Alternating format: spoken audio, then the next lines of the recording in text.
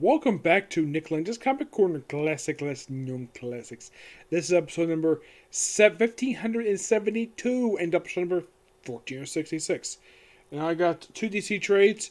One is the third one of a re-release trade. The other one is a second one of a trade series. When you see this, you're like, Nick, why didn't you upload more videos yesterday? You only uploaded 3. There was a reason for that, and it's an absolute really stupid reason. Was it because it got late yesterday? No, that was actually not the reason why. The first 2 videos I put up took over an hour to upload. And you're thinking, really? And these videos are only like about 15-20 minutes. Like, how the heck did it take so long? The Wi-Fi in the B&B. And yes, as you can see, I'm back in my room again. Yep, like yesterday in the B&B. Now I'm back in my own room, back to business as usual. This first trade, now I have discussed previously some trades for this particular series. But here's the thing. I've never discussed this writer's run for the book. And when people think of this book, people think of her run for the book. Not the original writer for the book. Oh no. People will probably acknowledge the fact that he wrote the book. But this run here, nobody. This run overshadows the original run for the book. Yeah, this writer was also, believe it or not, I think like the 3rd writer on the book, because originally this book was written by Chuck Dixon for the first 43 issues. For the next 13 issues, it's written by some fill-in writers until we get to Gail Simone. Yes. Excuse me. It was because of this book. This book basically launched her into humongous amount of popularity. What book is it? The Birds of Prey. This is Fires by Trade. This is actually the 3rd of the new printing of the Gail Simone run for Birds of Prey. That started with issue 56 and wrapped up with issue 108. This trade here does something quite interesting though. Let me point this out that you might find interesting. 10 of these issues are written by Gail Simone. The last issue is not written by her at all. And you want to know something quite strange about this issue 91? In the trade, they originally collected some of these issues. Now, this is basically a combination of a couple different trades. Yes, it is pretty much in a way part of the Battle Within trade and part of the Perfect Pitch.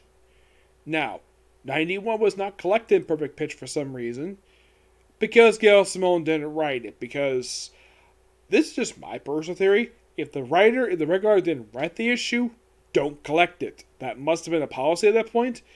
Nowadays, it's not an issue. Now, Gail Simone writes issues 81 to 90. Jim Alexander writes issue number 91. Here are your artists for these issues, and these will surprise you. Joe Bennett, he's the main artist for this book, along with Eddie Burrows, Paulo Sakura, Andrea Melo, Adam DeKirker, David Lopez, Brad Walker. But this one will shock you that he drew an issue of this series. Bruce Timm. Yes, Bruce Timm. One of the guys who co-created Batman the Animated Series, along with Superman the Animated Series, Justice League the Animated Series, Static Shock, Justice League Unlimited, Batman Beyond. Yeah, the guy behind all those shows drew an issue for this. The cover art here is done by Andrina Mainlo and Will Conrad. Yeah, that's his cover art here. And you're probably thinking, which issue does Bruce Timm do in this trade, you might ask? Well, you have to basically find it here. Now, the thing with Gail Simone's run, this is one thing people will tend to turn to when we think of Birds of Prey as a group. Chuck Dixon, when he wrote it, it was a spy series where you have basically just 2 main characters, Oracle and Black Canary. This was the original Birds of Prey. Though people consider Huntress as a member of the Birds of Prey, mainly because of Gail Simone. And in this particular set of issues, they added, during Gail Simone's run, she added Huntress as part of the team, and the team got a personal pilot. Yes. And that's it right there. That is Lady Blackhawk. Zelinda. What is her last name here? Let's see. Zelinda Blake. Yes. Now, you're probably thinking, what is up with the costume and what is that symbol on her attire? You see, she was the sole female member of the Blackhawk Squadron. No, not the new 52 version. The original version from the 1940s. She was the sole female member of the team, and at one point she had a relationship with one of the members. And you're probably thinking, did she have with Blackhawk himself? No, surprisingly, she didn't. She had one of the other members. I believe it was the one from Poland, if I'm not mistaken. Yes. Now you're probably thinking, if she was a pilot for World War II, why did she look the same present day? Well, there is an explanation for that. 0 hour. Yep. Somehow, because of 0 hour, a hole opened up in the sky that allowed her and her plane to fly into the hole and end up in the 1990s. Yeah, she's up to hit 50 years in the future. She's a time dispatch. She's basically someone who's time dispatched. And you're thinking, really? And here's the weird thing, though. If this wasn't the show of Arrow, they probably had to have go back to the 40s. Because that was one of the themes of Legend of Tomorrow. For one of the seasons where things were out of place. Like people, or in the case of an object, they retrieve the object and return it back to the appropriate time. This is before that show was even existed. Yes. Now, why in the world that Jim Alexander wrote issue 91? I have no idea. Excuse me. The plot of these issues are simply this. That Black Canary is working with Wildcat, her trainer. And by the way, I should point this out though. The artists of these issues apparently decided whenever they show off Black Canary's belly whenever she's training. By the way, she's like undercover as a couple. So when they show off her belly, like her abdomen per se. Yeah, and plus love seeing Wildcat. Yes. Now the thing with Wildcat is, now you're probably thinking, because of how beautiful Black Canary is, did Wildcat ever develop an attraction to her? No, he never did. He actually had a thing for Power Girl. That's not a joke, he seriously did. Yep. So, let's see if I can find it here. I'm trying to find it here. Yeah, the first portion. Okay, here we go, finally. Yeah, the artist gave her a 6-pack. Yep. A 6-pack. Why not? She does work out constantly, so I'm not surprised she's got a 6-pack. And there's also a subplot involving this. And you're probably thinking, what the heck is that on Barbara Gordon's arm? Oh, I should also point out in these issues, this is when she tells her father that she missed her father, that she was Batgirl at one point. But he already knew. He was just waiting for her to admit it. This here is a virus. From who, you might ask? Brother Eye. Yes, Brother Eye infected her. And they did this special surgery to remove it. And they call in like Mr. Terrific, Dr. Midnight to remove it. And because removing this particular virus from her body, apparently this restored her ability to walk. Well, mostly allowed her to move her toes per se, but not beginning walking yet. Yep. And also this point in time that Huntress herself was on, let's say, on bad terms with Oracle. Black Canary was in trouble and she needs some backup, so she called in the Huntress. Here's a little fun fact for you. Black Canary herself was staying in the team, like after these issues wrapped up after 91, she was staying in the team for another 9 issues before she quit in issue 100. Yes, Black Canary quit in issue 100. She would come back in the following volume. Started by Gail Simone, but she didn't finish it. Yeah, the last few issues done by somebody else. Don't know why. And also we have, I believe, Vandal Savage was up in here in that second. Yes, because, well, we have Lady Blackhawk getting a chance to... Oh yeah, here's the Bruce Timm issues right here. Yeah, here's the Bruce Timm issue. Don't know what issue this is. But yeah, here's some Bruce Timm artwork for you. Yeah, this is Bruce Timm's artwork. Yeah, one thing I do like about the Gail Simone run is that the outfit Chuck that was started when she first became part of the Birds of Prey. The blue and like I think it was like a bluish color she started with. Dropped that and got rid of fishnet stockings and went back to the classic outfit. Well, mostly anyways. Yes, it's not like the way it originally looked per se, but still got the fishnet stockings, which I do appreciate that for her. Mm-hmm. And also the Huntress looks like this. Yes, some people have seen pictures of Huntress online where a version of her shoot basically shows up her midriff, and she wears like biker shorts, kind of like the way she did on the animated series. That came after this. Mm-hmm. Yes. And also, we also deal with this guy. And you're probably thinking, who is this guy? The Calculator. And you might be asking, who? The Calculator. Who the heck is that? He's a hacker. And his original outfit, originally he was picked as a joke of a villain. I think Gail Simone decided to do something really interesting. Have him drop the silly attire. And let's see. Yeah, and he's also the arch nemesis of Barbara Gordon. Mm-hmm.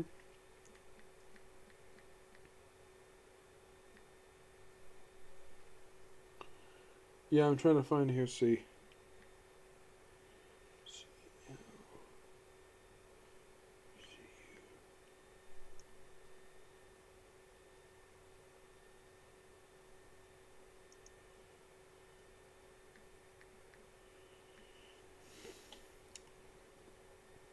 Yeah, he's a creation of Mike Grell. Mm-hmm. And if you're curious, though, what this guy's outfit looked like originally, and you are going to laugh at this. This outfit looks stupid. But that's a Silver Age for you. Yeah, he made his debut back in, actually was the Bronze Age. Yeah, he's a Bronze Age character. He was created by Bob Riskett and Mike Grell. Yes, seriously, he was. That's how he was created. Yep. And, yeah, this guy was treated as a serious threat when Gail Simone made him basically a recurring villain for Oracle. Yep. Yep. And these are the issues here. This is our first account. Not exactly the first encounter with him, but one of many encounters. We also get guest appearance in here by the Green Arrow. And you're thinking, what is up with this attire? This looks different from his current attire. Well, that's because this is pre-Flashpoint. And this is his look he's had since the 70s. And I like this look for Green Arrow. I have nothing against the current look, personally. I think the current costume is fine. I think one thing that even Dan DiDio was made a mistake was took away his facial hair. Yep.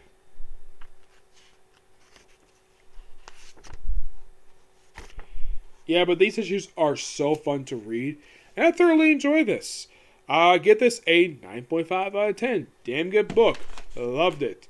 And there is 2 more trades that have been officially released that, well, that have pretty much, like, collected the rest of this, per se. Mm-hmm. Yes, now, pretty much Gail Simone's entire run for Birds of Prey is all in trade. Well, pretty much all it is. But the first volume is not entirely in trade. No, for some reason isn't. And you might be asking, Nick, what about the Chuck Dixon run? For some reason, DC decided not to finish collecting it. You might ask, why? Probably not much interest. That's my personal guess. Alright, moving on to a different book. We have a return of a book I haven't talked about in a while. Earth 2 Society. This is the second volume for the series, known as Indivisible. Yes, this collect issues 8 through 12 of Earth 2 Society. The sequel series to Earth 2. And the thing with these issues are that at this point in the series, because after issue 7, Daniel Wilson left the book. I don't really know the reason for it. And here's something interesting, though. This is the first of 2 books that Dan Abnett worked on where he started at this point in time, like at this point of the series, like during like the first 10 issues per se, he comes like a little over halfway through it where he places the original writer. Next series to this 4 was just like Odyssey. Yep. Excuse me. And he was staying in the book from issue 8, and he actually would stay to the final issue, which was issue 22. Excuse me. Just like Odyssey actually managed the last 3 issues along to this. Now, what is the story of this one? Well, we have a few different things going on. We have the Wonders trying to deal with a couple different things. One of whom they have to do with anti-Wonder sentiment. Yeah, people don't like the Wonders very much. And they also try to prevent a war happening on this Earth, which, of course, according to the Superman, Cal. No, not. This is actually Cal. I think it's like Cal. I think it's the Black Superman, the one who's part of Earth 2. Yes, he figures out, though, along with Mr. Terrific, which I should point out, though, this is Mr. Terrific from Prime Earth. Yeah, this is during a period of time when he had, did not have the jacket he's known for wearing. He pretty much was wearing, well, let's see if we can hear. Yes, also, they also have it where there's also something going with Hawk Girl, where she goes to this tower in the middle of the desert, which apparently is the new home of the Amazons. And according to her, the Amazons are dead. And you're probably thinking, when the heck did this happen? Well, the thing what happened in the original Earth 2 series was that when Apocalypse originally invaded Earth 2, they killed all the Amazons. Like, every single one of them except for Fury. She was the only one that wasn't killed. And apparently all the Amazons popped up here are actually all clones. Yeah, they're clones of the originals. And also, Queen Mira is here, who was jokingly referred to in the last series as Aquawoman. Yeah, Mira in this series is not like the Mira from the regular universe. No, she looks completely different. Yeah, also, it seems as though for Hawk Girl, they changed her ethnicity because normally Hawk Girl is white. Here, she looks more Egyptian, per se. Like a little more darker skin tone. Don't ask why. And also, Alan Scott is kind of, in a way, the unofficial leader of Earth 2. And we have stuff going on with Batman, who, at this point, you're probably thinking, who is Batman in Earth 2? Because originally, this is technically the third Batman. The first one was Bruce Wayne, obviously, until he got killed off in issue 1 via being killed by explosion. The second one was actually his father, Thomas Wayne. And when he first showed up back at Earth 2 in number 1, he pretty much was there up until the final issue. He was even part of Earth 2 World's End, and he was even part of Convergence.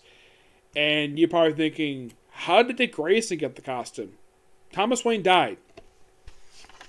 And for some reason, I'm not sure why the heck this is.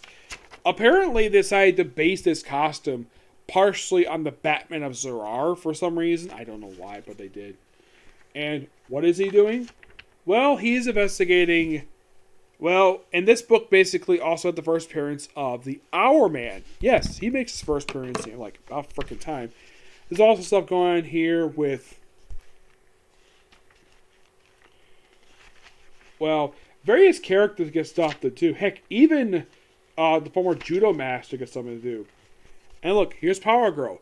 And you're probably thinking, why does she have an S in her suit, even though the Power Girls never have a boob window? Well, there is an explanation for that.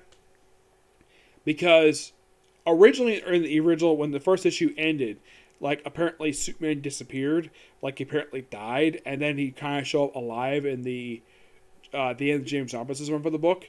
And then was revealed at the end of Tom Taylor's run, that was actually cloned. And at Earth 2 World's End, they found the actual Superman alive, but on his deathbed. He pretty much died in the arms of Lois Lane, who is the Red Tornado of this world. And this S is actually from that costume.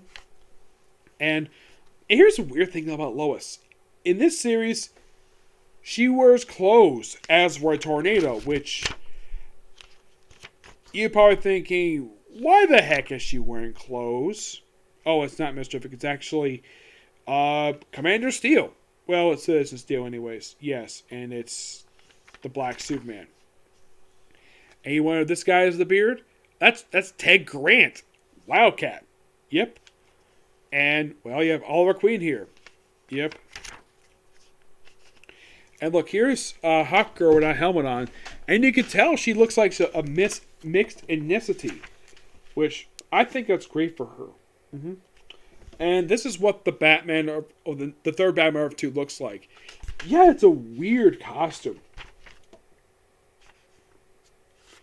Yes. And he's breaking into a company owned by Kyle Nimbus, a.k.a. The Mist. And yes, he actually does have mist powers. And here's a line for you. Like, hints my open curry here. Iron Man, would it kill you to fight on the right side ever? Yes, this is Iron Man. Rex Tyler, the original Iron Man. Now, they mentioned him in the original Earth 2 series where Thomas Wayne stole his Our formula for himself. Unknown why he didn't pop up in the original series, but yeah, that's Iron Man.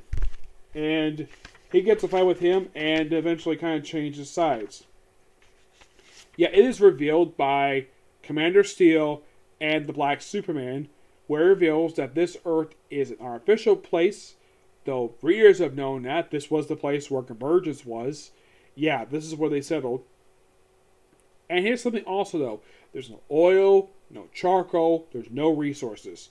And later on, of course, Alan Scott does tell two governors wanted to war with each other over apparently no resource. Like, okay, perfectly fine. And here's the Flash. Yep, that is the Flash of this Earth 2 series.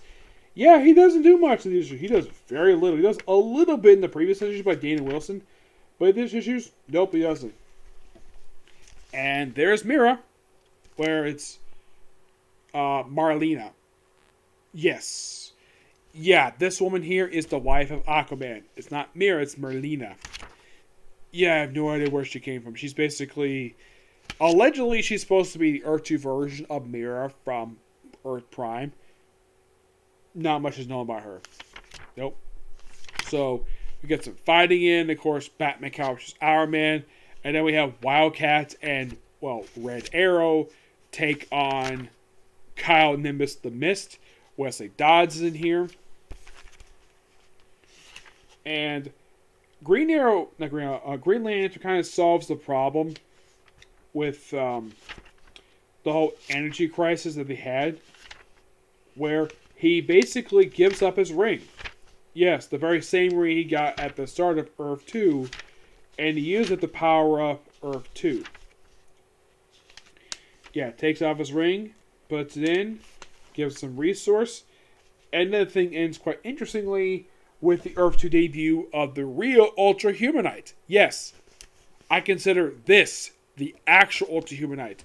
The one that popped up in Action Comics after Superman Doom, I consider the imposter. Because that is not Ultra Humanite. He looks nothing like Ultra Humanite. It's a guy who claims to be Ultra Humanite. This is the actual one, the one I'm familiar with.